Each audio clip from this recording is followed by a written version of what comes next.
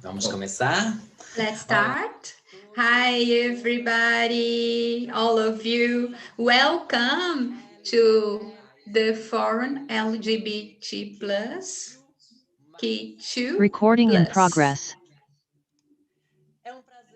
And it's a great pleasure to be here to talk about this important topic to our society as diversity. Nice to meet you. I'm Dindri Book. I am here so colorful to represent this diversity of colors. My wig is colorful. My makeup is so hot and red. And a blouse that is colorful so we can be in this atmosphere of diversity. In these 2 days of debate, we are going to talk about the evolution of the LGBT plus, the invisibilization of LGBT people, and different spheres of our society, the presence of LGBT people in politics, and the contribution of the LGBT population for economy and workforce. The forum, in a support of the Canadian government, through its representation of diplomats in Brazil, Argentina, and Chile, in association with the Association of LGBT plus Parada do Orgulho in São Paulo, and the support of the Municipal Secretariat of Human Rights and Citizenship in São Paulo. And today we have the support of her beautiful and wonderful Karina Zonzini for sign language interpretation and Prisma simultaneous translation in Portuguese, English, and Spanish. In order to welcome you all in gender neutral language, we are going to start the panels of debates. I will invite the ambassador of Canada in Brazil, Jennifer May. Muito obrigada, Dindri. Thank you so much, Dindri. Hi, everybody. It's a great pleasure to be here with you. And the ambassadors, my dear colleagues, David Ashder and Michael, I'd like to thank the Association of the Parada do Orgulho, SBDT in São Paulo. And it's a great pleasure to be here with you, opening up this forum about the rights LGBTQ2+. As you know, the right of LGBTQ2+ are priority for the government of Canada because we do believe there's a diverse society bringing respect to all the individuals. Equally, the society is more dynamic and fair. We gather the members of the communities LGBTQ2+ in Brazil, in Canada, in Argentina, in Chile, in all the hemisphere to reaffirm their fundamental right to be treated with equality. It doesn't matter their sexual orientation, gender identity, or the expression of gender. Reinforcing this forum our commitment of denounce discrimination, violence, and prejudice, giving voice to those that still suffer because they are themselves. We all have lots to learn, especially in Canada. We see reports of violence, discrimination. Unfortunately, you are not alone in your struggle. We all suffer and we all have to evolve collectively in the society. In 2017, our first minister, Justin Trudeau, signed up a law protecting the transgender people and apologized officially for the persecution, unfair harassment, and systemic discrimination against people LGBTQ2+ in Canada for a long time based on our laws. But this is not enough. We know that this is still a long journey ahead of us. But we also know that sometimes the first steps are the hardest ones and the most important ones as well. Following this track, this year the government of Canada is working to implement the first event to support LGBTQ2+ in the country in sectors like education, health, technology, professional qualification, and security. This is an important step for the LGBTQ2 community, so we can have equalitarian conditions on life quality, access to service before and after the pandemic, affecting disproportionately the society. In Brazil, we have been working together in other entities to foster the equality of dangers, diversity, and respect. Since 2016, we support the gay parade. Since 2010, we support the parades in Brasília and Rio de Janeiro. In the initiative Canadian Fund, we support works of institutions in these three cities. Also, we have developed projects in association with the government of São Paulo and the city administration to foster the rights of LGBTQ+. Just when we all have the same conditions, we are having a society that is fair and egalitarian. That's why I hope that this forum will bring good discussions, generating good fruits, and we are together with you in this work. Thank you so much. I pass the microphone to the Ambassador of Canada in Argentina, David Usher. Thank you, Dindri. Good morning. Hello, my dear colleagues in the region and participants.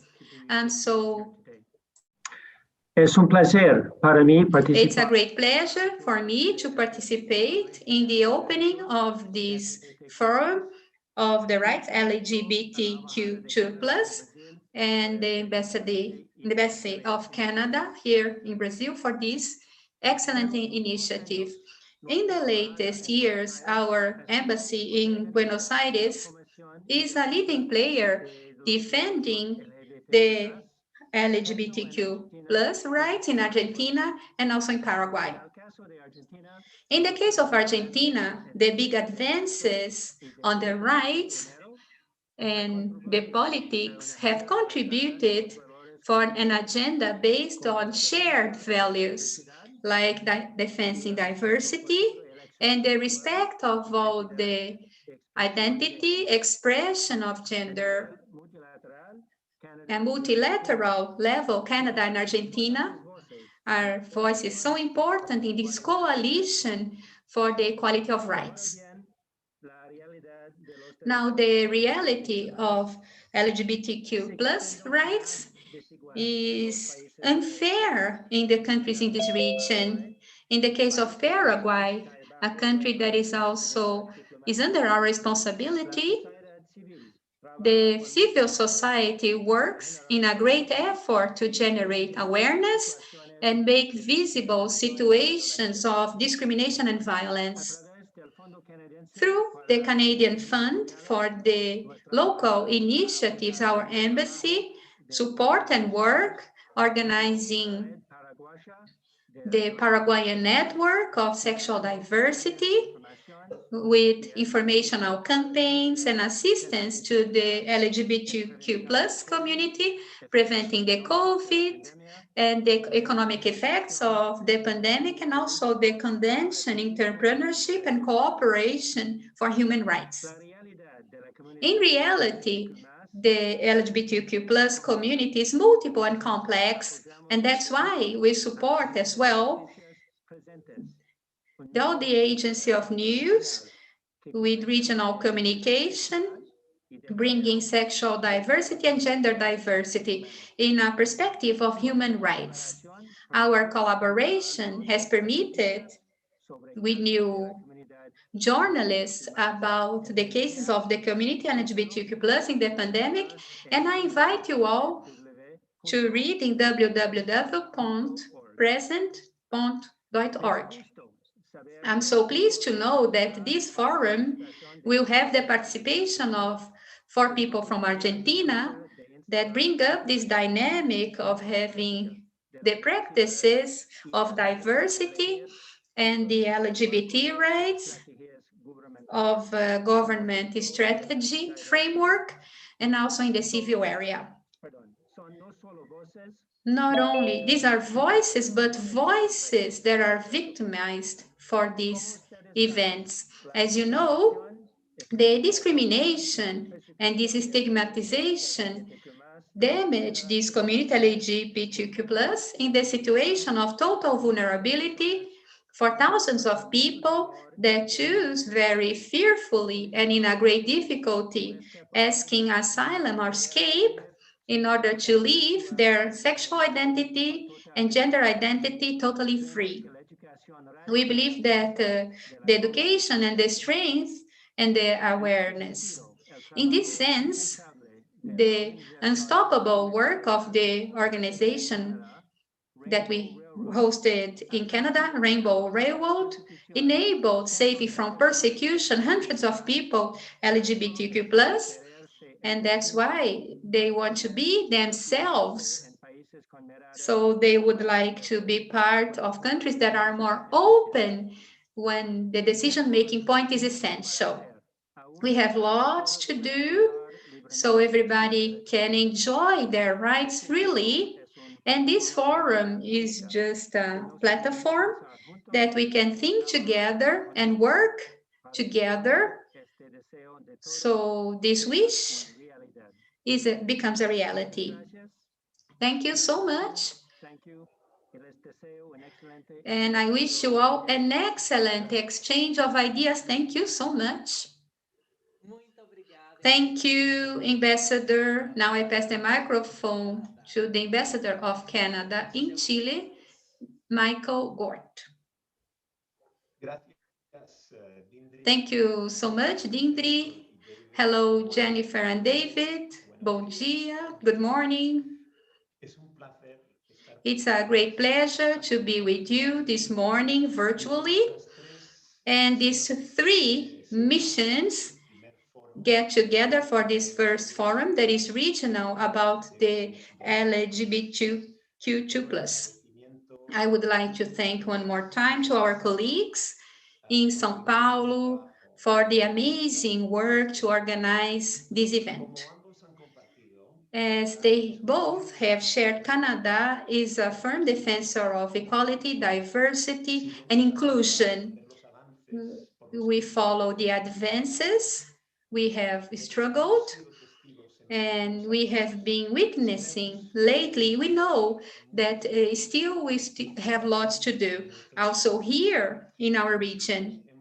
In Chile, we have been working for many years in the civil society and other countries, partners and the government to raise the awareness of the importance of the equality of rights and advocate for a change. We are so proud to be co-president for this coalition for the rights equality in Chile, 2017 up to 2019.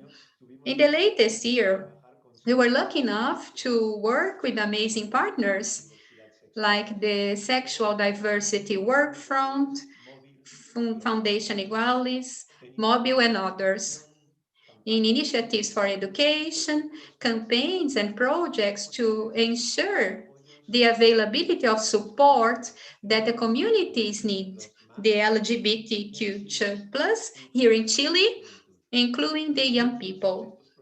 Lots of these projects highlighted as well the importance of understanding the different needs of these LGBTQ2+ communities, considering our intersectorality of all the factors getting together to make a single for all of us.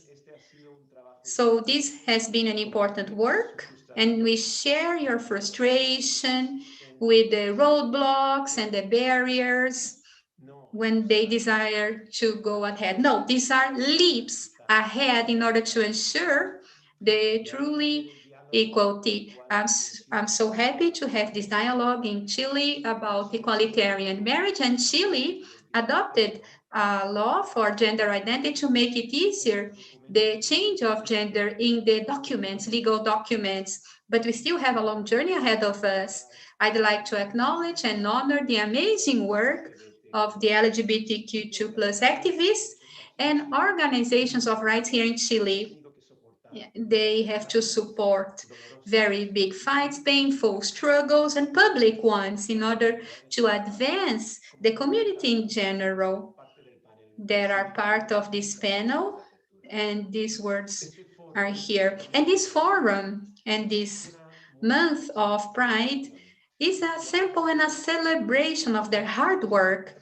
And it's a proof that when you raise your voice and get together, it's possible when you see a real change. Everyone deserves the same freedom to have the right to be authentic and love whoever they love. As Jennifer and David mentioned, you are not alone. We are here to get together to you and keep on fighting for equality. Thank you so much.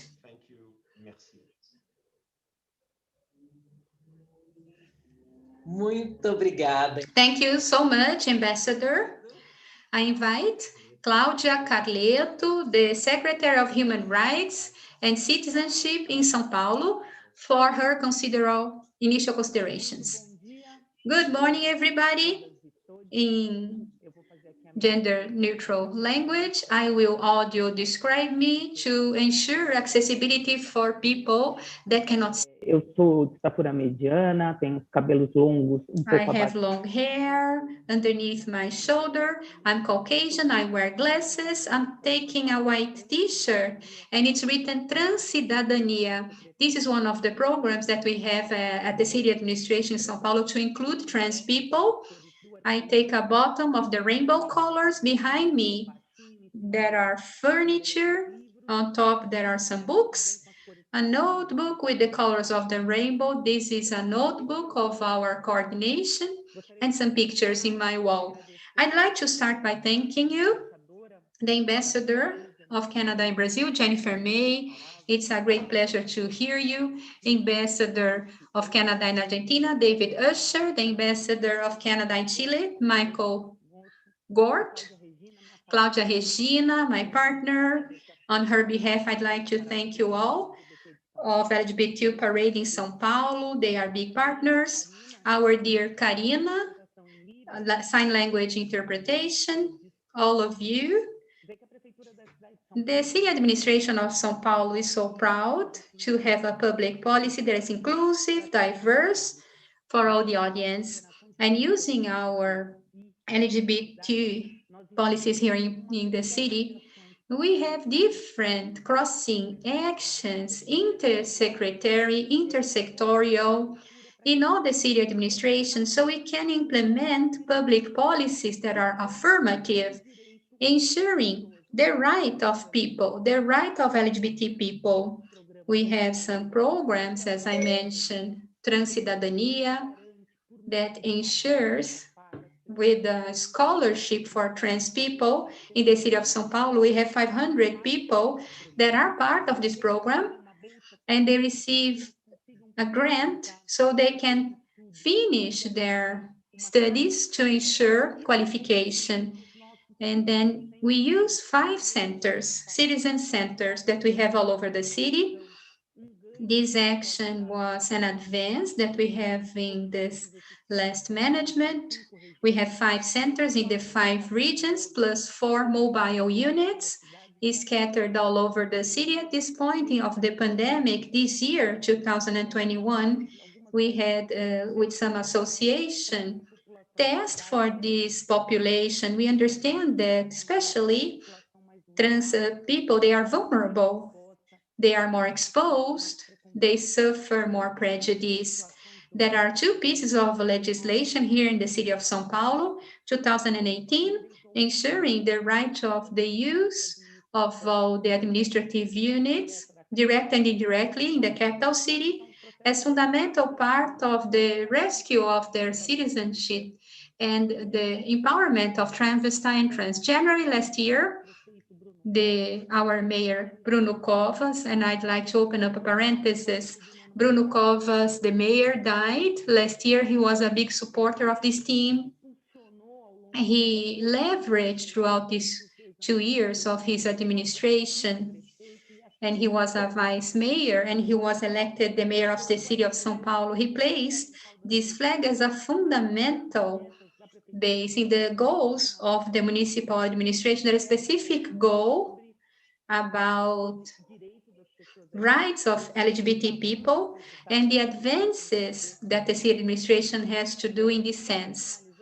And just to conclude, I have some important pieces of data, a study performed by the city administration, a mapping of the trans population, and published in January with some data that I believe that will help to have a guidance for this debate that is the violence against the people LGBT and trans people. First, we mapped the city, declaring that 43% of trans people in the city of São Paulo declared already being victims of physical violence because of the gender identity.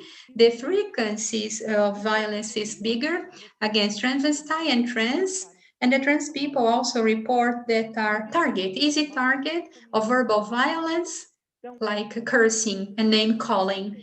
So this information, unfortunately, is against the public policy, the society that we want to have based on respect to the citizen, ensuring, as we have the first article of the Declaration of Human Rights, respect, dignity, and right to everybody. The city administration of São Paulo has a fundamental role to implement public policies ensuring equity, ensuring respect to diversity. This is our role. This is one of the main roles of this municipal administration for human rights and citizenship. This is one of our goals and the main mission coordinating the policies LGBT. The city administration is honored to play their role, but we understand how big this distance is and how much we need to put effort and struggle so we can have this world, a more egalitarian world, more humane, so we can work with all wish. There is a peaceful society, and respect would be the word of order. Good morning, everybody. And this forum needs to be the ideal place to bring these topics on and demand from the managers and these policies to be. Bom dia, obrigada, secretária. Agora vou convidar Cláudia. Secretary, I'd like to invite Cláudia Regina, the president of LGBT São Paulo, president, for her initial considerations.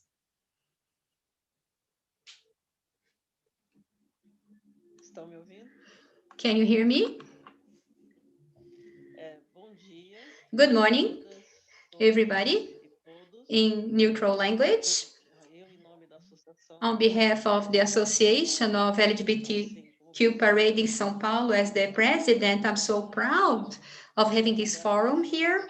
I thank for this initiative. I believe it's important, as it's being commented by the ambassador in Chile. The internationalization of this struggle is so important. We have to find support in all the countries and people, because the situation of the world, we have countries that are more advanced, so we can have an international network. This is important. The initiative of this forum, there has been other initiatives, IUCA, also initiatives in the past, but the importance of gathering people and the countries that have advanced, they can exchange experience, help, also helping out and welcome refugee. This is important to receive this support beyond the frontiers, because the prejudice has no frontiers. There is no such a thing. So when we react to prejudice, there is no frontier as well. I am the president of an association, and we have a big visibility, and it's important. We still need that, this complement, because we have helped some countries in some situations. I remember 2006, 2005, people in Moscow Moscow parade, they could not have there, so they came to Brazil. They were present in our parade. People from Israel were here as well. This exchange of experience, this exchange of support is extremely important to the ambassadors of Canada because they are big supporters of this cause, and we add up efforts when we need the support on education, with the manuals and guidebooks to disseminate information. People need information, the community needs information. Also, access this that is going on so people understand that the struggle is much bigger. It's not only during the parade, it's everywhere in different spaces, also in the international forum. So we are involving basically 4 countries, but I hope in the future we get more countries together. So in my simplicity, I do not have knowledge of this work. Now that I do understand the work, how it works in Canada, all this information that I received, something that is important, there are advances, but you take the risk of setbacks. That's what happened in Brazil. We have advanced a lot. The city administration helped us a lot, the government, federal government as well, but we need to discuss mechanisms. I believe this forum is the right place, is the beginning for that, of preserving the rights achieved so they are not threatened anymore. The governments, we need to discuss and how we are going to work it. I believe that when you place the achieved right in a constitution, for example, it's harder the government, a fascist government, remove it. And this is something that we can think about. We have to discuss, and the other countries, how they work it, how can Canada preserve the rights, because without a risk, let's call it, of a turn point in the politics. This happens all the time. And when things turn, our rights can be at risk. That's going on here. Although the achievements we have had so far, that are actions from the government that are removing these rights cannot be placed. So this is a discussion that we have to see how to preserve the achieved rights, and a country, how we can help each other to discuss this topic. The forum has this possibility, and the countries to have other visions and to see things better, how to develop this assurance of rights. I believe we have advanced, but we're taking risk at the same time. The poverty is increasing in Brazil again. We have cases again of physical abuse for trans, female, male, trans, racism. I am a Black person. I feel it. The racism is back again. The women abuse, and we have laws. Maria da Penha law for racism, against homophobia, but this is not intimidating people. There is always a risk when the government, when you have a political turning point to the extreme right, a society that has anti-democratic view. We believe that the forum will discuss this. And I believe that is important, the countries that are involved. I would like to remember, I missed to see this forum in the beginning, in the 80s of my work, when I worked in Somos. We in Somos went to a protest in the embassy of Chile because of the dictatorship that they had. Back then in the 1980s, there was a couple of Chilean that came as a refugee and got together with the militants of Somos. And this was an interesting step, thinking about actions about it. When we experience this, we need actions to receive our support. For example, countries that condemn to death, think about actions, because this has a very important effect, supporting effect. So you have an act at the embassy so that there is a movement, is solidarity, and that's beautiful. And this has brought me this memory of this forum today. I'm so pleased, so grateful to the ambassador of Canada, representing Argentina, Chile, and the secretariat, Claudia, my namesake, Karina, interpreting the sign language, Dindri, my dear, wonderful mediator, and Prisma for the translation, and everyone in the organization for this forum. The importance of seeing the international presence and how we ensure that the rights achieved are going to be kept and overcoming the governments that are totalitarian, phobic government, reactive government that threaten the countries, the policies here in Latin America. I do not know about Argentina. Do not know if they have a better position now. I do not know about Chile. How is the situation there? Canada has a more democratic government. Here in Brazil, we have this setback. So we have to discuss this a lot and how to ensure and trust in this international structure. Thank you so much, Claudia. Thank you and good morning. And now we are going to watch 3 videos. The first is Marina Havel, the director of LGBTQ rights in the Ministry of Women and Family and Human Rights.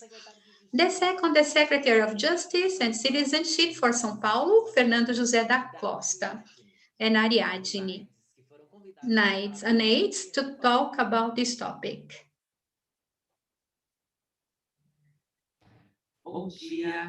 Good morning, everybody.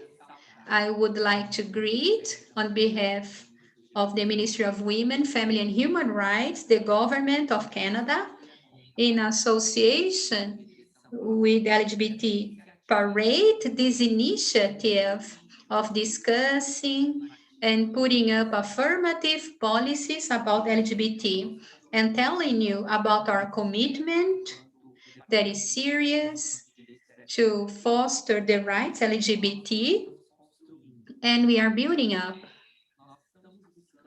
We are trying to focus on 2 topics: management and the violence that unfortunately that we still see it in countries rich in nature and diversity, but it still is a violent country for this population.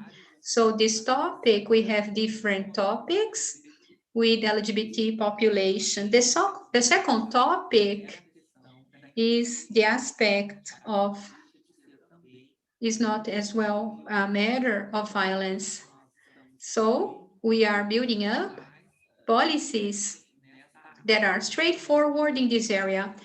Also, with a call for tender and resources to foster projects. These are our initiatives, and we are putting a great effort every day against this phobia LGBT, thinking about the channels of claim and the importance of claiming this channel 0100, so we can gather data about this violence, so we can find the correct partnerships to build up policies. Thank you so much and have you all a great event.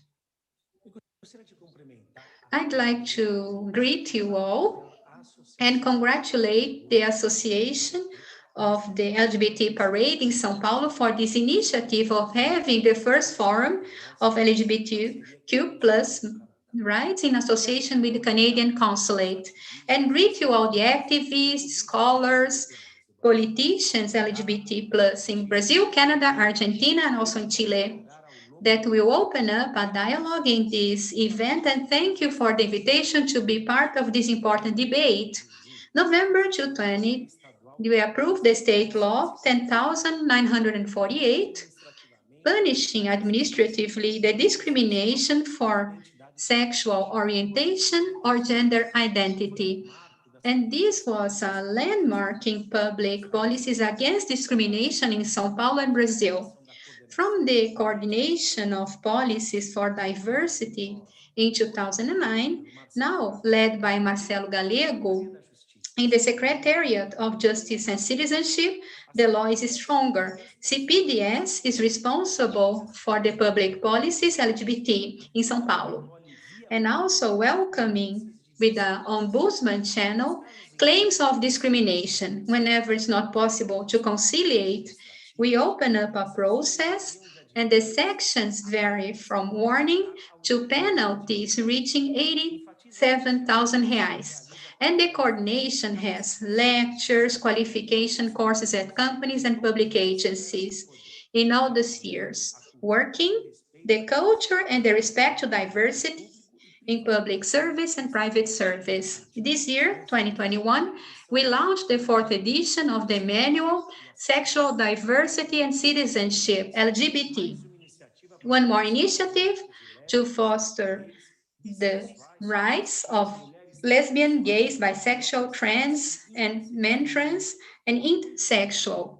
With the support of João Doria governor, we are putting São Paulo more welcoming, more plural, and more inclusive. The LGBT plus community can count always with our support. I hope this event is successful and all the experience exchange among countries will give good fruits. So claim and denounce discrimination. We break the cycle of violence this way and the prejudice as well. São Paulo is a pioneer and innovative in public policies and also defending the LGBT population. São Paulo is the state of respect.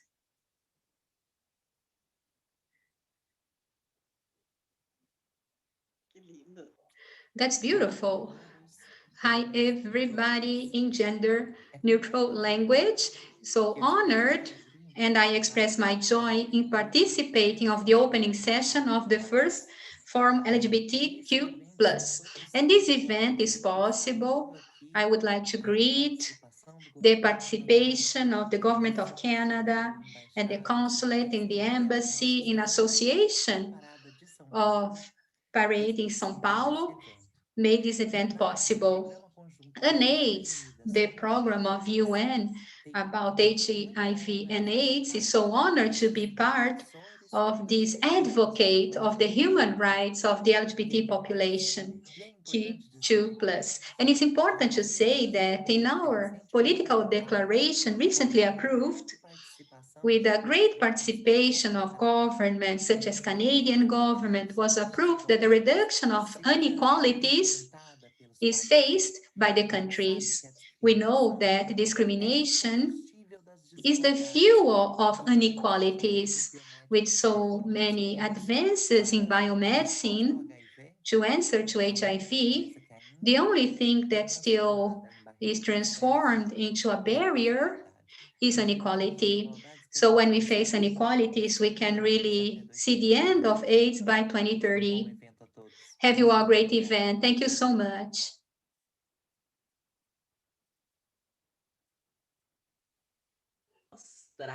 As nossas cores com orgulho. We have to show off our colors so proudly. Ambassador May, she's here. Onde está a embaixadora? The ambassador, Ambassador May. Jennifer, where are you, my wonderful? I can see you, the colors of the rainbow. Can you please show your colors, please? Muito obrigada. Thank you so much. And now, the Ambassador Usher, how are you going to celebrate the Pride Month this? I have my coat on. How can you show your support to the community LGBTQ2+? And it's a great question. I think that this year I would do something subtle and discreet. So there we go. That's it. And this as well. Maravilhoso. That's wonderful. Dear Ambassador Gord, what is your plan to celebrate this month, the Proud Month?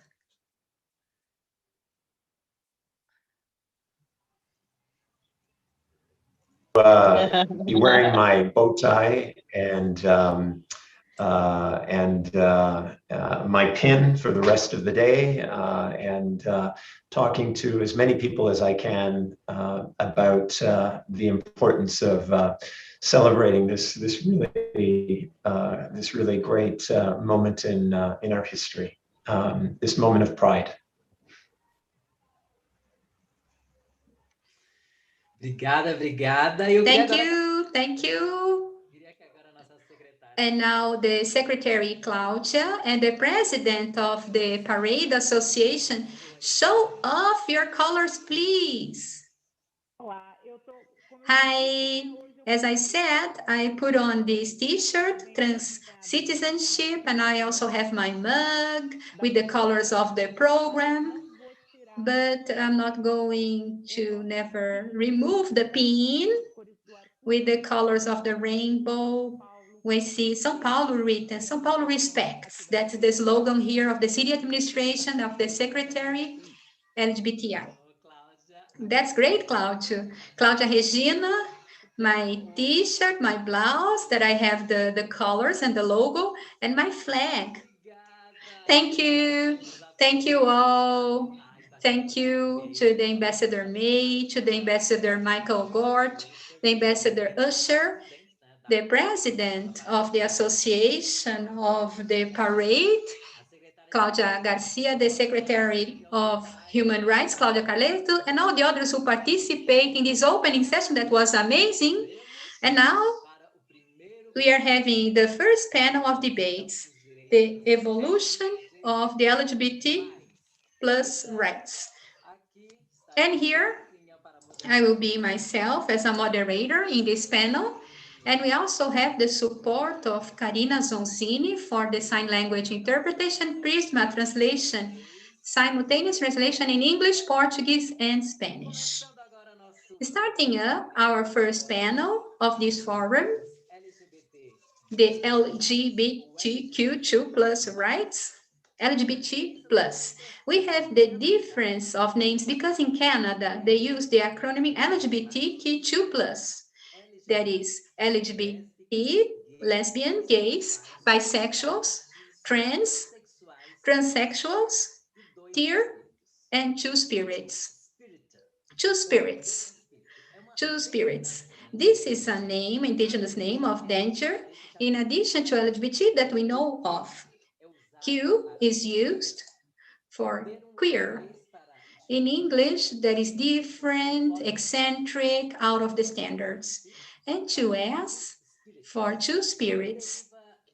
Deriving from the indigenous tradition in North America, in different indigenous population, there are registration of traditions and terms for transgender people, the variation of danger or gender identity. With the religious colonization from Europe, lots of these beliefs do not exist anymore, but in the beginning of 1990, indigenous group LGBT plus started recovering their costumes, their traditions, proposing two-spirited in order to refer to the third gender, based on beliefs that the body can welcome two spirits, male and female. That's why we have different names and acronyms according to the country. Explain all the acronyms in order to talk about the evolution of LGBT plus rights in this panel.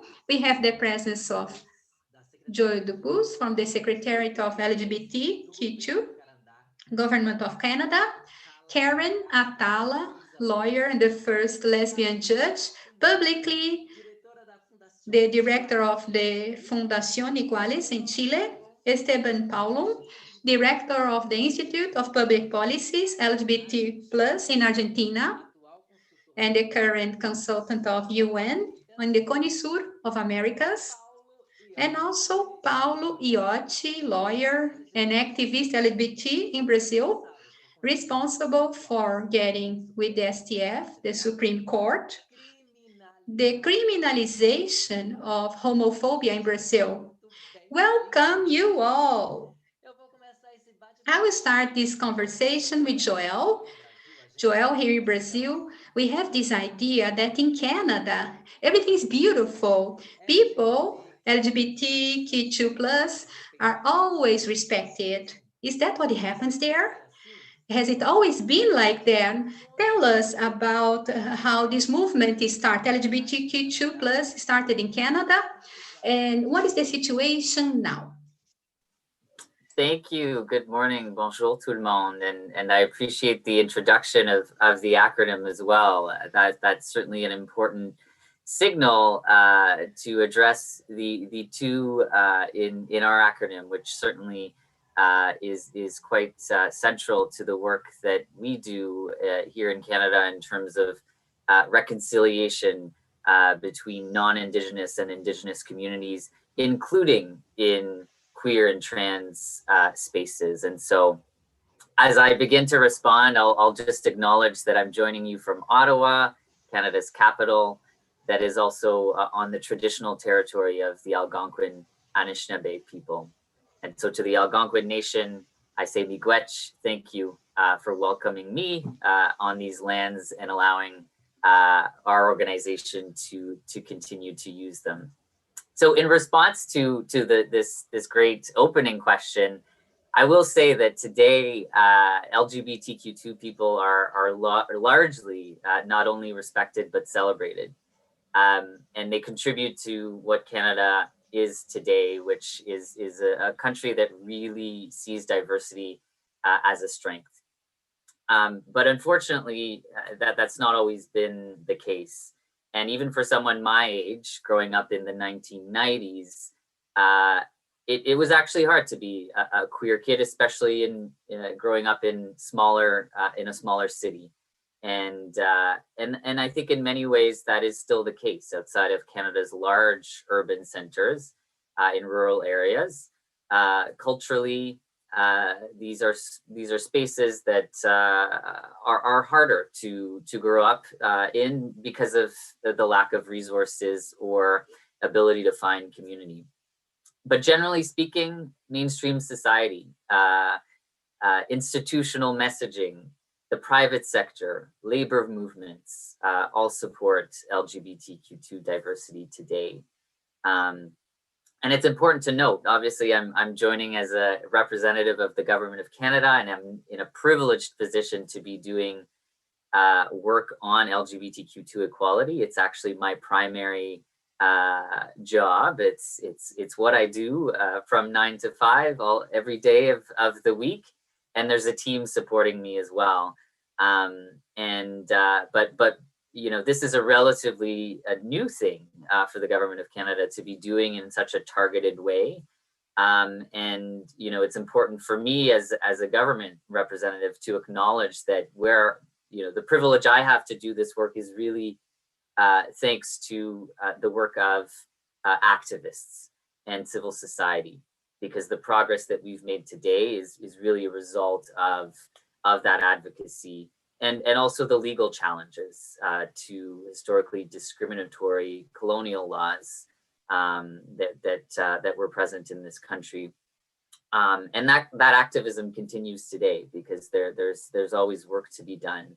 But in terms of a bit of history, it might be interesting for participants to know about some key dates, and certainly 1969 is I think certainly a turning point or an important moment in time where same-sex sexual actions were decriminalized in part in the criminal code. And ironically, that made the community more visible and in many ways more vulnerable.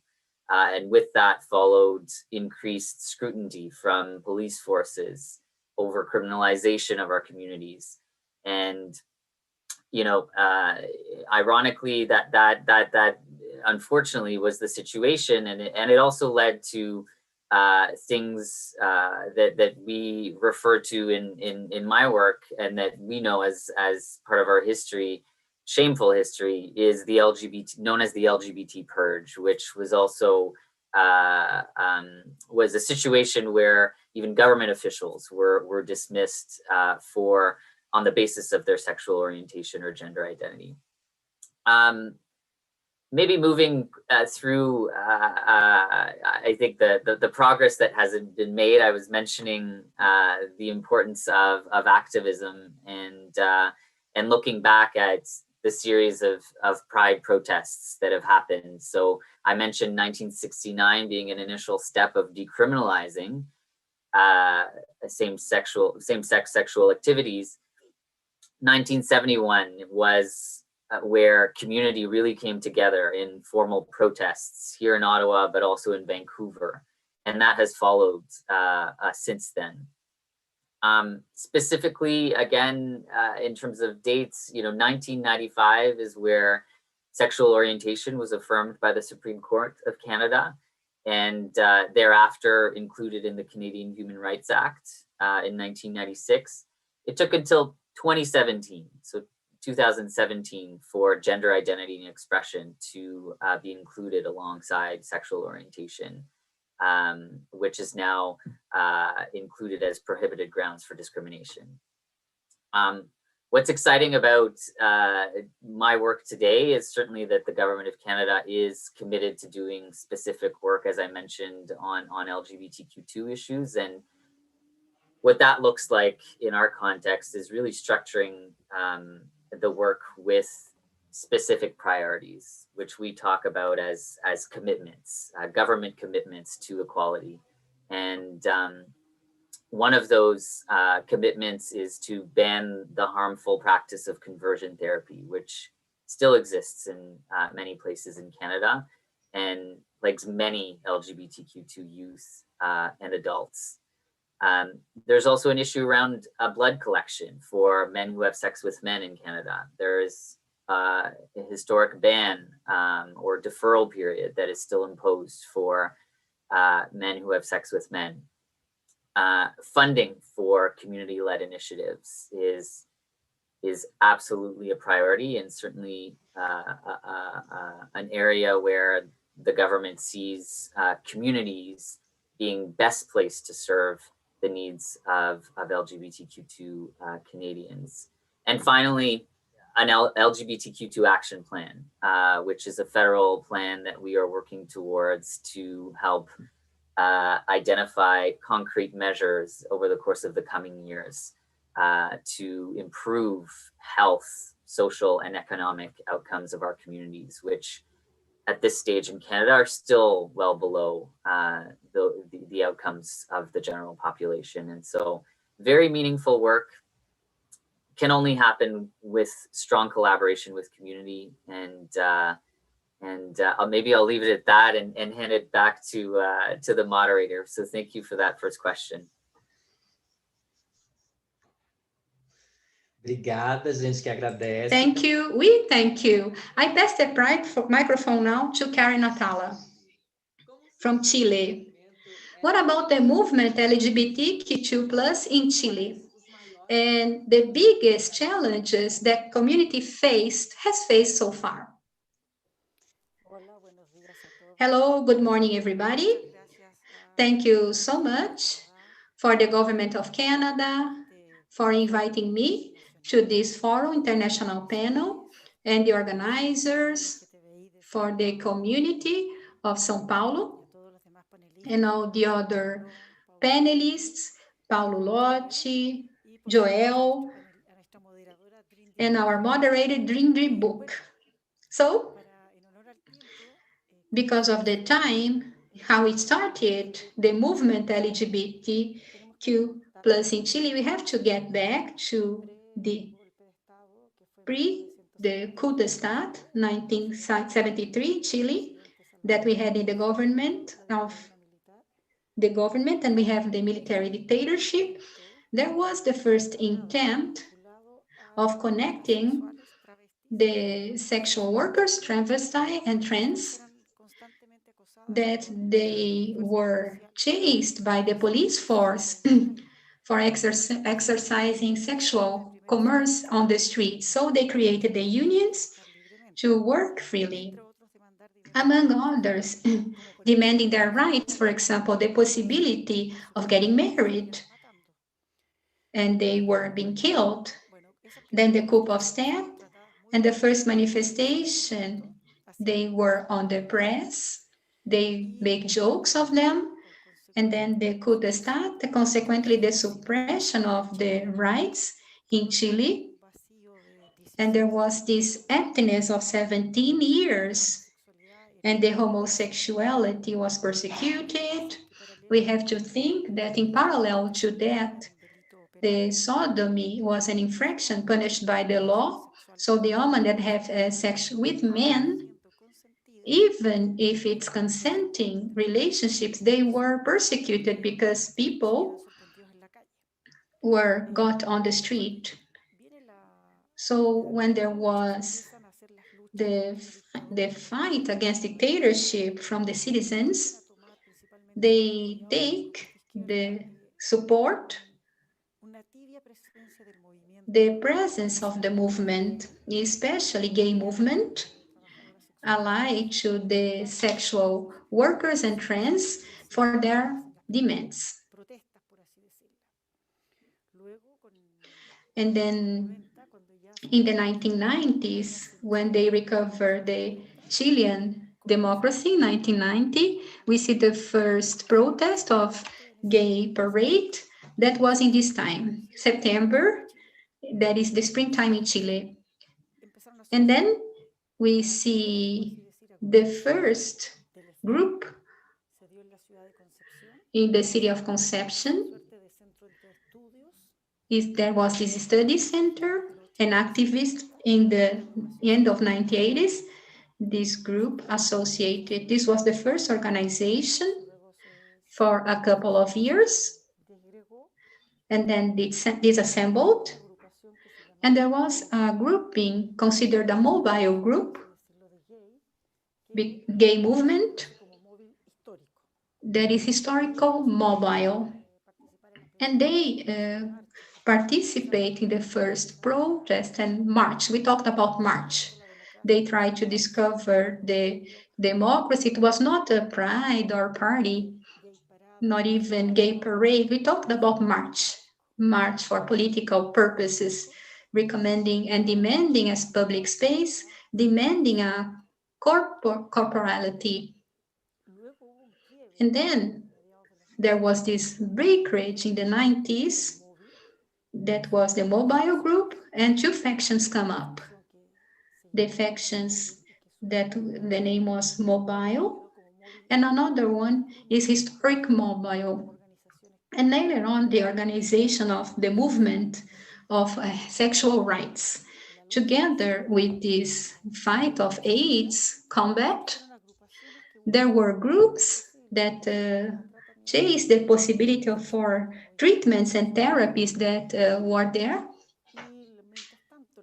And the movement was not organized. With the announcement of the internet and the World Wide Web, we see groups in chat. Latin chat was a group formed and start grouping. And I remember the first organization was Breaking the Silence. That was in 2002. That was a magazine. And then when the magazine is finished, the group is come up. When I see this claim and the demand, and I was with my spouse, so we organized the first group of mothers in Chile. That is the group of other families. And this came up in 2004 up to 2008, and the objective, the first group formed by legal entities, who we also demand the role of the woman that is a mother in a society that is so sexist, that is the Chilean, to hide and invisibilize the lesbian population because they fear the custody of the kids would be taken away from them. In this sense, that was stronger, this march for the different groups, gay actions. The Gay Action was the name back then, mobile group, breaking the silence, and the other families, up to we break in the foundation.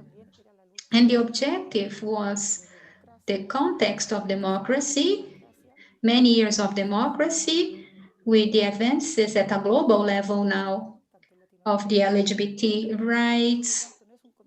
So it's not a context of the dictatorship, not only human rights, but even repression.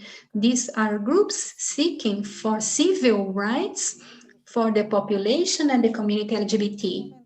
And at this point, we have been working to foster different laws, anti-discrimination, that start from the previous collective, and they suffered for 8 years and trammed it in the Congress to be transformed into laws, enforced in Chile, approved in 2012, this law. In April 2012, a project that started in 2006, it was the first project. As the foundation, we started working in the draft in 2000. So the couples, heterosexual couples and homosexual couples can access to contract as the couples in marriage contracts. We participate actively with transsexual organizations, OTD, that is the name of the organization, Transsexual for Diversity, with this big concern about the rights in Chile. We have worked with them and other organizations, and a law was approved 2018. And at this point, there was enforced 1 year later in 2019, but it is still pending to be implemented because the lay get the executive branch, and this they have been working, and currently our achievement of our rights is because the egalitarian marriage law with filial rights. There are other drafts started by lesbian groups and feminist organizations about the children rights and the marriage that we are still transiting the Congress. Our draft or egalitarian marriage at this point experience a crucial point because the Excellency, the President of the Republic, Piñera, is committed publicly 2 weeks ago to leverage this law as the urgent law. So there is a debate for this draft, and Fundação Igual is participating actively, and the objective is to have it as soon as possible, this draft, and I said including the rights of the children and the possibility of recognizing the children of people in the same sex, even with fertilization-assisted techniques. And with this, there are organizations that we have legal entities already established for lesbian, gays, and transsexual. There is also movements and collective that are grouping at a regional level. We have groups of students, LGBT, unions, workers, collective concerned in different activities, also unions of sexual workers, and I named some people here. I would like to say that we have advanced, but there is still a lot to achieve. Thank you so much. Thank you, Karen. I'll ask Esteban to tell us a little about the LGBT movement in Argentina, and what about the biggest challenges and achievements all through the years. So thank you so much for this invitation, the government of Canada, and the commitment that we have had at the international level with our rights in different forums that are so important. Of course, I'd like to greet my colleagues in this panel. It's a joy to see you here and hear you here so we can share everything. I'd like to say that in Argentina, for many years, the agenda LGBT, sexual diversity, it's a present agenda in the public space. Argentina, since 2010 and 12, approved two important laws: egalitarian marriage, gender law. This is a framework that is complementary to a framework that is broad, protecting and ensuring rights for the collective and sexual diversity. So these laws were achieved by the militants, the work of the collectives, the association of civil society, taking a story and an organization since the 80s and the 70s in our countries that was interrupted by the military government, but the new democracy was built, and also for achieving publicly in different spaces, political spaces that we have in our country, the need to advance in an agenda. I have to say that this package of laws and the rights achieved are part of a legal framework, formal framework. These laws, they say they are the same before the law, but there is an important gap between the legal equality and the real equality. The exercise of these rights that we have achieved, they do not have a negative consequence, discriminatory consequence, a stigma. Inclusion, it's a dear friend of mine. We achieved the marriage equality, but we cannot express the affectivity in public spaces. This may imply in insults, discrimination, violence. This happens in the trans collective as well in Argentina. Since 2012, they have the best trans law in the world, and also foreign people nationalized in Argentina, accessing health, and the self-determination, the possibility that people without medical test, without operation or any intervention, can express themselves and to be recognized by the state on their own gender identity. Since 2012 up to 2021, 9 years later, we have people trans all over the country are getting their documents according to the law without changing the situation of exclusion for job opportunities, for health, for education of this trans collective. And I'd like here to highlight a situation, and we have representatives of the government of Canada, but also in our countries and organizations of civil society, we have to see that this distance, this gap between legal equality and real equality has to be smaller and smaller, and we can do it with public policies. The states have to get involved with actions that are affirmative so we can achieve this legal equality to be transformed in real equality. Public policies like this health services, hormonal therapy, gender adequation, public policies like campaigns, educational campaigns, the sexual education, education for equality, non-discriminative to accelerate diversity, public policies like the laboral quota we have in Argentina in different cities that was sanctioned by the representatives, a minimum access to work, registered work for the trans collective. We have more than 9% of people not registered formally, women trans. They work in sexual work. Public policies for the childhood and adolescence trans. So the children, adolescents, trans, lesbian, gays can live and express themselves, their sexuality freely. Then the myth of the sex orientation, of gender identity, disappears when we grow old. What we need, we are part of a collective, LGBTQ2+.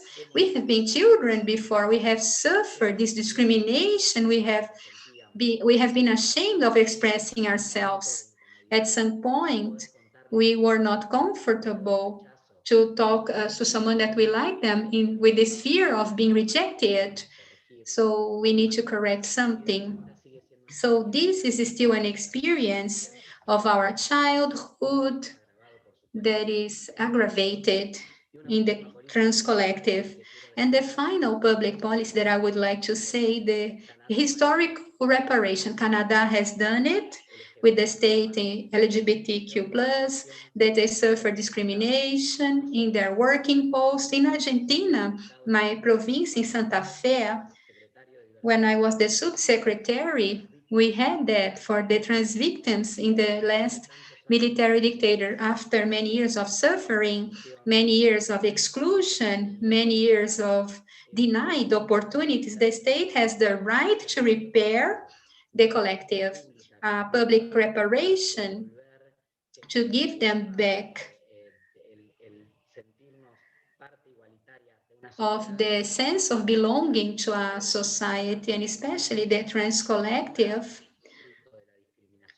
that was discriminated and excluded. 35, 40 years old, they do not have job opportunities, so the state, with their social protection mechanisms, integrate and include this population. So summing up, we have achieved a lot. We have a package of laws that are so important in the agenda of sexual diversity. It's an agenda of public policies, debates in Argentina, but we still need a lot to do.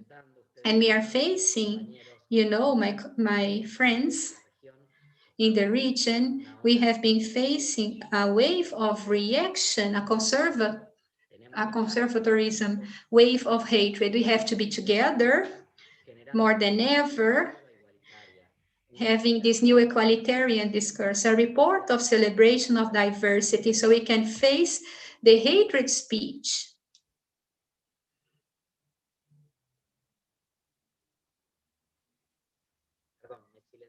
I'm sorry, I was muted. We have to have a rhetoric and a regional discourse that is jointly on equality, celebrating diversity, because this hatred coming to us is taking out lives, taking out projects, taking out opportunities. We have done a lot. There is a lot to be done ahead of us, and I am convinced that the activisms and also the government that is committed to our causes, the militants, and also the generation that will not accept to live like this anymore with the stigma, we are going to transform the reality in our region. Thank you so much. Thank you, Esteban. Paulo Iotti. In Brazil, we have seen a growth expressive of LGBT plus movement and the strengthening up of this movement lately. How do you see this movement, and how do you believe that things are now here? That's great, and good morning, everybody, in gender-neutral language. It's a great pleasure to be here with you. I thank you so much, the Government of Canada, the parade, everyone responsible of this wonderful event. And I greet you all in gender-neutral language. The judge, Karen Atala, we once see her in Brazil. I do not remember the year, I'm so sorry. We met here in an event that Karen was here. And Dr. Karen. En el Colegio de Abogados de Sao Paulo. In São Paulo, the lawyers event, yeah, the bar event in Brazil. And Dr. Karen was here with the historical decision of the human rights decision for the farms protecting people against the discrimination on sex orientation, 2012. So I'd like to greet you all on behalf of Juiz Atala. Here in Brazil, we did not have the criminalization of the consent criminal acts of same-gender people as in different countries, at least from 1810, with our criminal code in the impair. Our James Green points that other 4 crimes were interpreted in a broad aspect to punish LGBT people. Among them, there were crimes specifically transphobic in our penal code. The history of the movement in Brazil, a little bit later, of Stonewall 69 in New York, we had in Brazil the Somos Group Foundation and the Lampião da Esquina newspaper. These publications are considered emblematic marks of the LGBT plus movement in Brazil in its first wave. In this wave, homosexuals and LGBT people in general get together in networks of support to fight against discrimination. The third waves, as Regina Facchini in her book and other texts, bet in this alliance of the Brazilian movement with the state in the logic of a social and democratic state, so we can have our human rights ensured by the state. The state would intervene in the society to assure the real equality of human rights. From that point on, we have different alliances with the federal executive and some state executive and municipal, with the objective is public policies to ensure diversity and gender rights. And we see in Brazil a tripod of citizenship. And the public authorities, the executive branch, state branch, municipal branch, had a coordination of policies for LGBT+, human rights centers to face homo and transphobia, LGBT+ phobia, all the discrimination, oppression derived from sexual orientation, and popular boards of LGBT+, something that had its birth in the Brazil Without Homophobia, 2004. An important mark was the first national conference, GLBT, 2008, with the historical discourse of President Lula on the importance of human rights of LGBT population in Brazil, and the movement deliberate to change LGBT to LGBT for visibility of lesbians as well, 2008. Nowadays in Brazil, we use the acronym LGBT+, including intersex people, among others, LGBTQI+. But not everything is flowers here in Brazil, so far away from that. I remember my friend, activist gay Beto de Jesus, that was founded the Forum of Managers LGBT in 2012. Managers of coordinating policies in that tripod to help the executive branch, city administration, governors, and president to create public policies for the citizenship center receive these people victimized with legal orientation, to welcome with the psychologists, social workers, and the popular boards. It's a way to control the public policies, to simplify. Beto expressed so well in that event, 2012, that we have achieved important formal spaces, institutional spaces with public positions, with the mission of protecting LGBT people. But these managers, LGBT, they do not have the means, the necessary means to do it. For example, with public resources budget, so they can have their public policies to face homotransphobia that is structural, historically is in the society and the institutions here in Brazil. So I paraphrase. So this was the speech of Beto. Something mentioned as well, but the lesbian activist Marisa Fernandes, in a meeting of LGBT movement with the Inter-American Court Representative of Human Rights for LGBT Affairs 2015, a meeting that was the pleasure and the honor to organize in initiatives of my friend Gabriel Alves de Faria. I remember Marisa mentioning to the representative, the Brazilian state will paint a picture as Brazil was a paradise, and I quote this paradise for LGBT population from documents that were diverse documents, but the representative needed to know that these beautiful documents are only paper documents. Up to today, we do not discuss the historical reparation in Brazil, like Joel and Esteban mentioned in their beautiful comments, been a very big fight to get of our Commission of True LGBT and the military dictatorship in Brazil. On the wonderful work of our friend of mine, gay activist Professor Renan Quinalha.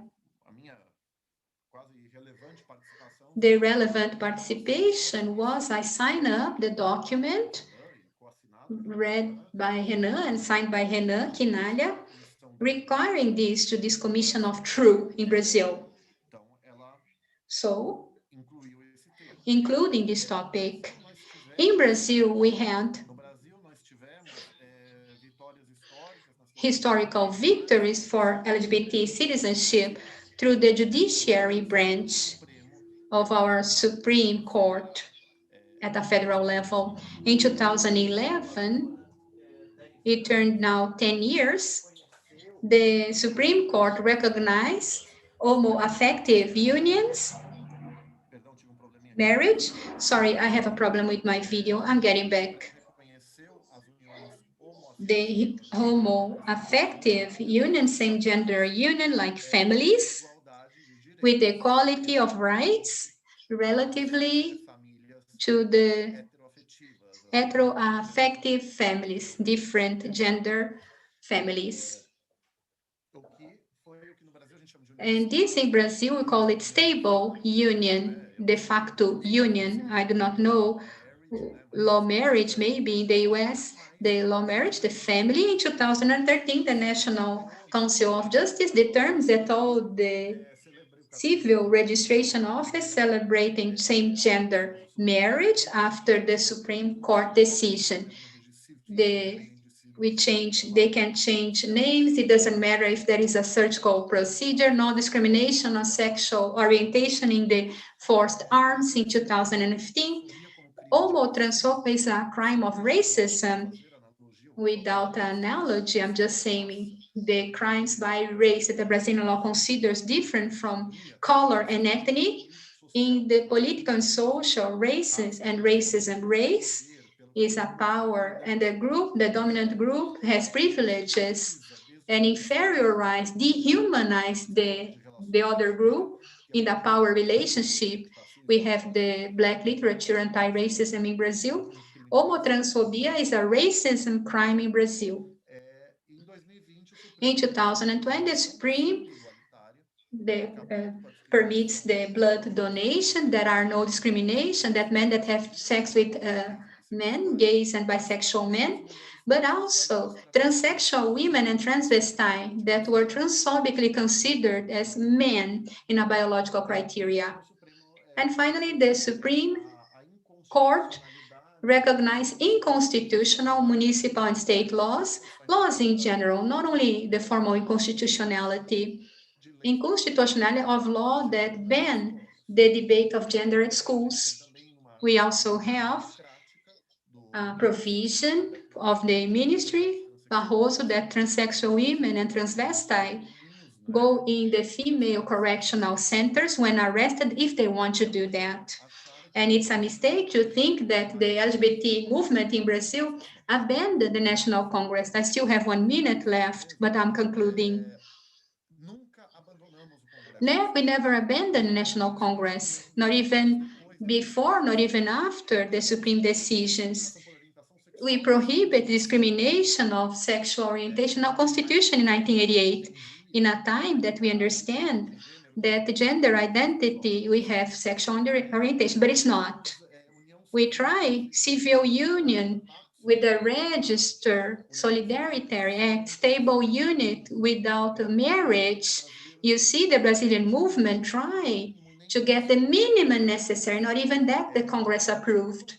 Homotransphobia as a racist crime, it's approved in the House of Representatives in 2006, but this project died in the Senate. After the homoaffective union 2011, we have drafts to placing the law stable union among people, not only men and women. The law says in Brazil, the union between man and a woman, but we are here, law simplified as we understand there is this analogy to recognize human union as family, but we place in the law to prevent a problem, equalitarian marriage, a law of gender identity based in the Spanish law, equalitarian actions, lots of projects, president's benefits, social security, nothing has advanced. The National Congress in Brazil is institutional homotransphobic. If they want it or not, even without an intention, and some have intention of not ensuring any right, institutionally the Congress shows not concern about the protection of LGBT community, even if we try. Democracy is not a dictatorship of the majority. Democracy is a system that most define the guides of nation, but not denying the minority rights, at least. But the National Congress in Brazil does not show itself sensitive to that. This is the scenario that we have here in Brazil. We have Maria da Penha, domestic violence against women is applied. It doesn't matter the sexual orientation. And our statute of young people, 15 to 29 years old, young people in Brazil, in 3 categories. And then we have the right to education and not discrimination for gender and sexual orientation. These laws are very programmatic in the legal category. They are programmatic law. And public policies, we do not have much. I would like to conclude that it's important that the countries have national plans, state plans and municipal plans to face homotransphobia. In Brazil, we had in 2008 and 11 in the conference. Never leave the paper. It's important to have a framework to denounce Brazil in the Inter-American Commission because of its omission, but it's a great struggle in Brazil when we get something out of the paper. That was it. Thank you so much. Thank you, Paulo. And now we are having a video of an important activist, Tony Hayes.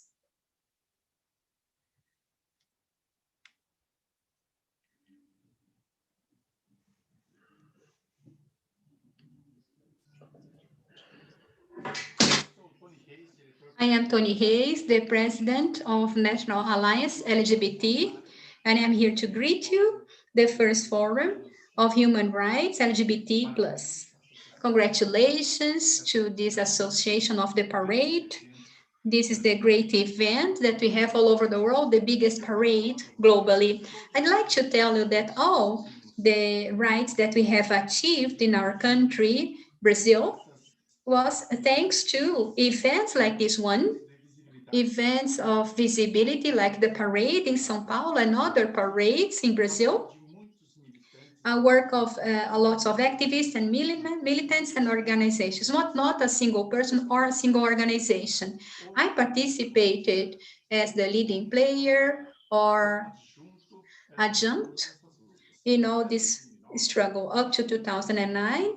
We always knock on the National Congress door, unfortunately negative from them, because there is this board of people that are fundamentalist, dogmatic, and extremely conservative that bar all of our rights. And then we had this seminar in Brasilia, And we have brought Marcela from Colombia and different organizations in Colombia.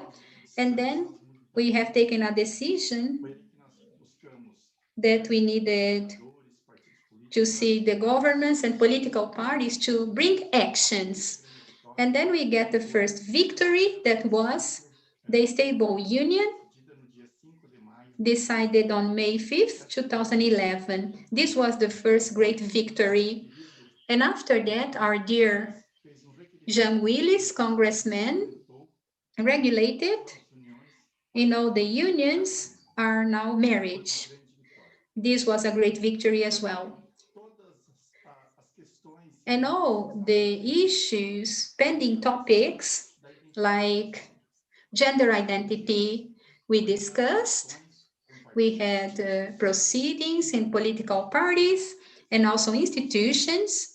So now any person should be respected in their gender identity, especially transvestite and transgender, transsexual people. This is so important to us.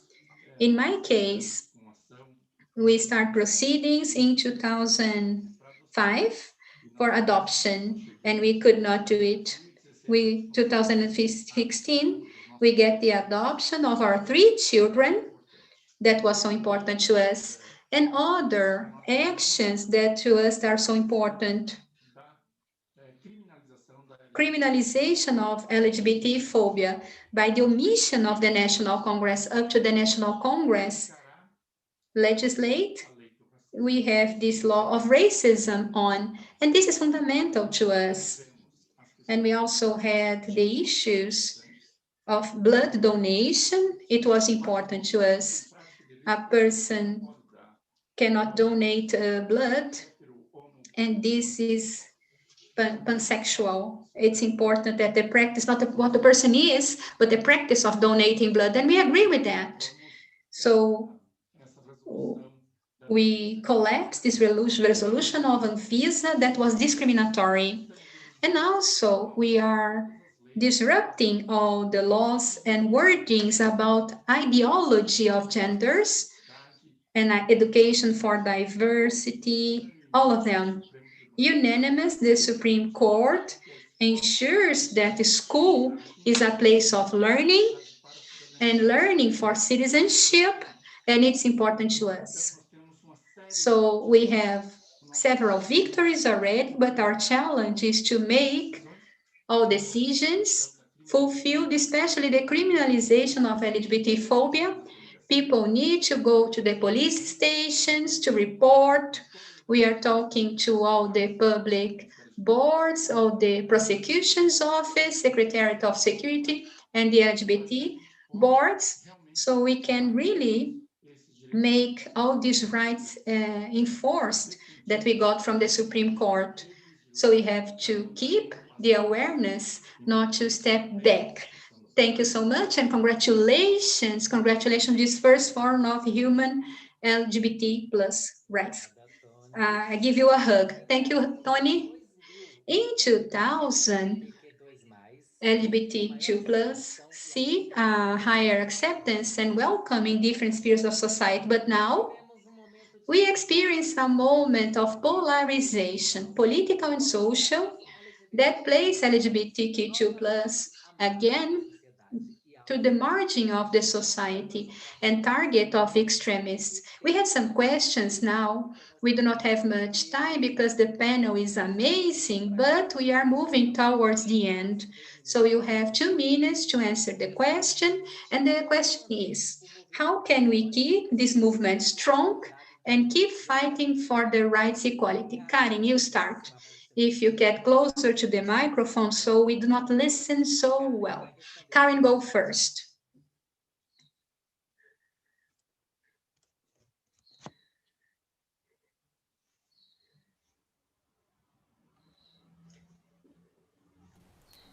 Perfecto.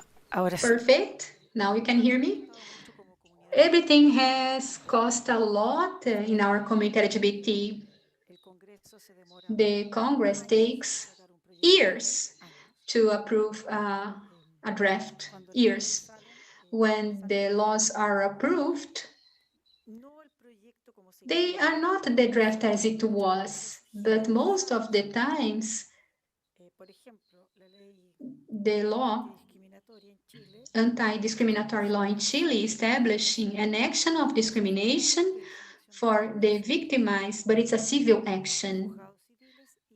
And the civil laws or the establishing, they receive a fine, a penalty. Also establishing a penal aggravating for a crime, for homophobia, but there is no affirmative actions. There is no campaigns of education for the LGBT population. So this law needs to be reformulated so the state is committed to affirmative actions as corresponding, and also an institutional apparatus that supports this affirmative action, taking this campaign ahead. So I'd like to say the sentence that Chile received by the Inter-American Chamber, the sentence 24 February 2010. So it's going to turn 10 years now. And this sentence is establishing, we know that the sex orientation and gender identity are categories protected by the American Convention. The discrimination that we have lived, this discrimination is structural, obeying to cultural standards, sexism in these Latin American societies, and the Chilean state has to disrupt this homophobic and sexist standard and transform it into educational campaign, raising the awareness about sexual education to all social workers, the state administration, the executive branch, especially the judicial branch in all the hierarchies. But this is not done. We have a stable capacitation because, as Esteban said, we can achieve laws, but if the society still has the sexist standards, we do not have rights. We cannot express our affectivity in public spaces. The murders to the trans people, they exist. In Chile exist, and the abuse as well, homicides as well, homicides, the crimes against the trans people. When you quit a person, when you fire a person from their workplace, they suffer bullying, children at school, and the schools expel, especially the religious schools, expel these children. So nothing is given. Everything costs a lot. What we have achieved, that's perfect. We have to keep on working always. And Dindri, the most important, we have to fight against this bigotry, religious bigotry that is affecting us. Thank you so much, Karen. Karen named Estevam. I'd like to hear from Estevam. How can we keep this movement strong and keep on fighting for rights and equality? Thank you, Dindri. As Karen said, we have to see, we still have a lot to be done ahead of us in Chile as well. We have to think about what we have to do. So the reality changes, never rest until we have achieved right and public policies, because no law and no public policy, no program transform the conditions, the social conditions that generate discrimination, exclusion, hatred, violence. Always consider that we have to move, transforming the reality, because we have to follow like this forum, and we are going to see next meetings. There are different situations that we can do. That is, crime is still occurring, this religious bigotry, with lots of humility, generosity. We have to think about fighting also the countries that have achieved rights, and still a lot. We are not satisfied and pleased with this, like the task is done. No, the task not done. We still have a lot of tasks ahead of us in Argentina as well. After the 11 years of egalitarian marriage and the gender identity, we have a first generation of egalitarian that was born with the equality laws as their daily reality. Children of families that own less parents, and they watch the TV and they see this deep change, because this generation, you do not have to explain their rights to them. They were born in these rights, and they still see difficulties about the rights. And also in this context of the pandemic, the population that do not get the vaccine, they have problems for livelihood, their housing, because of the confined situation. And we see that this in our countries think that we have a lot to be done ahead of us. We can always improve the road. It's a continuous process. We have to work continuously and with education, and this is our fuel for the movement. Keep having strong steps, and the road is everything that we dream. That's perfect. Thank you, Esteban. Joel, your turn. Thank you. So to answer the question directly, from my perspective, I do fundamentally believe that there is strength and solidarity between equity-deserving movements and communities. So I think what's intuitive and certainly obvious to the folks on this call today is that, you know, in continuing the fight for LGBTQ2 equality, intersectionality is something that we have to be aware of, and recognition for the various types of marginalization that our communities face, not only on the basis of sexual orientation, gender identity, or expression, but you know, through racism, as Karen was mentioning, through, you know, sexism that continues to exist, the fight against ableism, marginalization of other people on the basis of specific identities.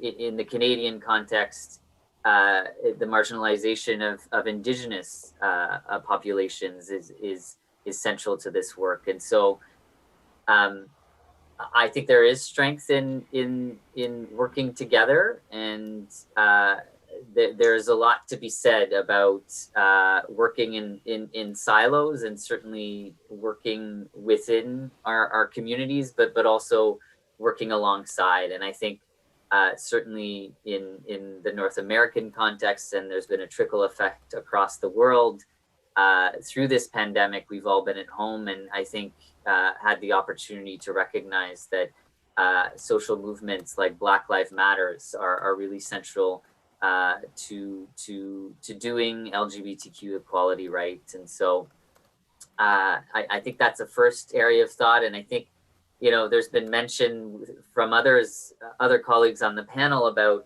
you know, the role of communications. And certainly as a public policy person, you know, I'm very focused on changing policies and laws in a way that institutions can formally recognize rights. But there is something to be said about governments and institutions also using their ability to communicate and create awareness for diversity, sexual orientation, gender identity, and to demystify and educate in a way the mainstream society when it comes to issues that otherwise folks who are a little bit too comfortable in their day-to-day and status quo are not forced to confront. And so in our context in Canada, there is certainly an opportunity for the government to play a role in terms of setting a standard and a bar through public communications and awareness. Thank you. Obrigada, Joel. E para encerrar... Thank you, Joel. And to conclude, Paulo Iotti. Thank you, Dindri. Here in Brazil, Tony and I, we mentioned, we have considerable advances protecting and formally recognize our citizenship in decisions of the Supreme Court, even though these decisions have the force of law all over the territory. in order to keep the movement on, not only unified, but we really need to be concerned about intersectionality, multi-dimension, as Joel mentioned, so we can have the decisions be out of paper in order to ensure the equality of the LGBT population. We have the Supreme Court. Unless it changes totally its composition, this will not happen in less than 6 years. We are okay. We need to participate of this cultural debate that Brazilian movement does, but to gain the society attention as well, in order to transform this culture, homotransphobic, sexist, oppressing of the minorities, as Karen mentioned. Even if you can have laws and if you can, the approval of this law, this is a step, a very important step, indispensable, but we can never stop there. And in this sense, education, inclusive education for sexual diversity at schools is very important. In Brazil, gender is a demonized word. In Latin America, this expression, gender ideology. I adopt a perspective that the Supreme Court ratified in the homophobia as a crime of reason. That is a gender ideology. Cis-normative, heteronormative, and sexist. Racist in general, that it has to do with racism. Ideology that has the superiority of men over women and the obligatority of heterogeneity and cisgenerity. So the step of the movement in Brazil, maybe in the road, but not here, is really to face heteronormativity, cisnormativity, sexism in a broader aspect. Of course, we have been facing it this way. Participate into cultural debates and education for diversity at school. The Brazilian law, all the countries' law say something like this: the school should promote the freedom and tolerance. The protocol of the Inter-American Commission talks about the school ensuring human rights in general. And we implement the decisions of Inter-American Court, a recent one that is dear to the Brazilian movement, Zum Rojas Marin and other contributors, Peru to 2020. Inter-American Court sent to Peru, all the countries, establishing protocols for case of LGBT phobia, training and qualify the awareness police officers in general, and compile data on homo-trans. Tonya Reis for the Alliance. In Brazil, we have the project Fulfill. The decisions, they have to be fulfilled. That's the step in Brazil, among other demands like intersex people, that in Brazilian, we have these institutions. We are going to judicialize intersex topic if the medical council do not advance their agenda. But for Ingrid not to declare that my speech is not constitutional, I'm running out of time, I'm sorry. I will conclude this, and it's a great pleasure to be with you all. Thank you. No, I do not have this power that say that you are not constitutional. I do not have this power, no. So it's amazing. People are complimenting this first panel of the LGBTQ rights plus. Unfortunately, we have run out of time and we are going to conclude this panel here. I'd like to thank you so much, so greatly for your presence, Joel, Karen, Esteban, Paulo. Thank you so much. Karina here, the language signing interpreters, people behind the production, Diego, and all the people there. Thank you so much. Everybody who watched us, do not forget that at 2 p.m. BRT, we are having a panel in the Invisibles. And then we are going to discuss the invisibility of LGBT people, Black people, Indigenous, the refugees, and people with special needs. Do not miss the session. Have you all a great day. Gracias a todos. Muchas gracias por la invitación. Gracias. Saludos. Bom dia, boa tarde a todos.